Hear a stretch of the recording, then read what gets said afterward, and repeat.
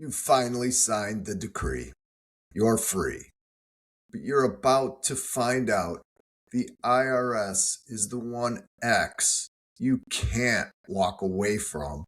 And in 2026, they're demanding a massive raise. If you're moving from married filing jointly to single, your tax bill is about to undergo a shift that most lawyers never mention. I'm Phil Telpner, and today we're talking about the single tax trap and the one filing status that could actually save your settlement. Now, before we look at the numbers, a quick but important note. This video is for educational purposes only. I am a licensed financial advisor, but I am not your financial advisor yet. Personal situations vary wildly, especially when the tax code is involved. Therefore, consult with a licensed professional before making any financial decisions. My dad is a CPA, and his message to us growing up was always, it's not what you make, it's what you keep. After your divorce, you move from married filing jointly to single, and this changes the math instantly. For the 2026 tax year, the standard deduction for a single person is $16,100. For a married couple, it was $32,200. When you file single, you just lost half of your tax-free shield. Even worse, the tax brackets shrink. A $100,000 income that used to sit comfortably in the lower brackets is now hitting the 22% tax rate at just $50,401. You haven't changed your lifestyle, but the government just decided you're wealthy enough to pay more. But there is a middle ground, a tax dividend, if you will. If you file as head of household, this may be the golden ticket for divorced parents. For 2026, the head of household standard deduction is $24,150. That's over $8,000 more in tax-free income than filing single. But here is the no BS warning. To claim it, the IRS has very strict rules.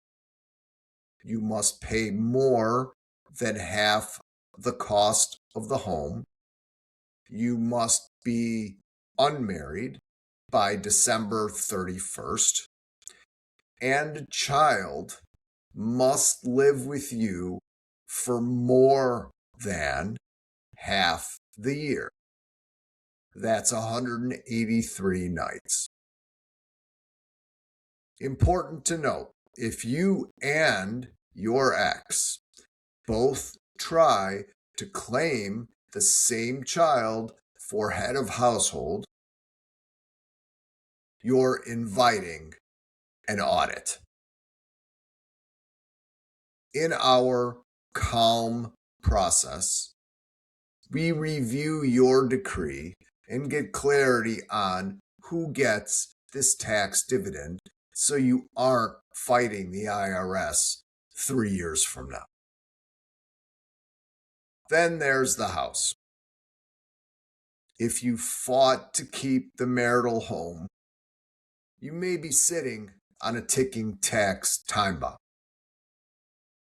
Under Internal Revenue Code Section 121, a married couple gets a $500,000 capital gains exclusion when they sell.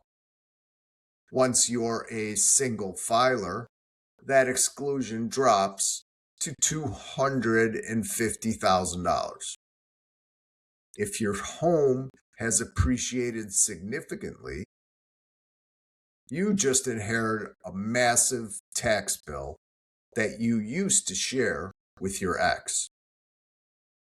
Keeping the house might feel like a win today, but if it costs you $100,000 in taxes later, what did you really win? Of course, keeping the home may be exactly the right strategy for your personal situation, provided you know and understand the numbers behind the decision. One of the main topics I discuss in my book, $1 Million Divorce: How to Avoid Money Anxiety After Divorce Without Sacrificing Your Lifestyle, is the fact that action eliminates anxiety. You cannot afford to live in a married tax fantasy while filing a single tax reality. I've pinned the link to the C.A.L.M scorecard in the top comment.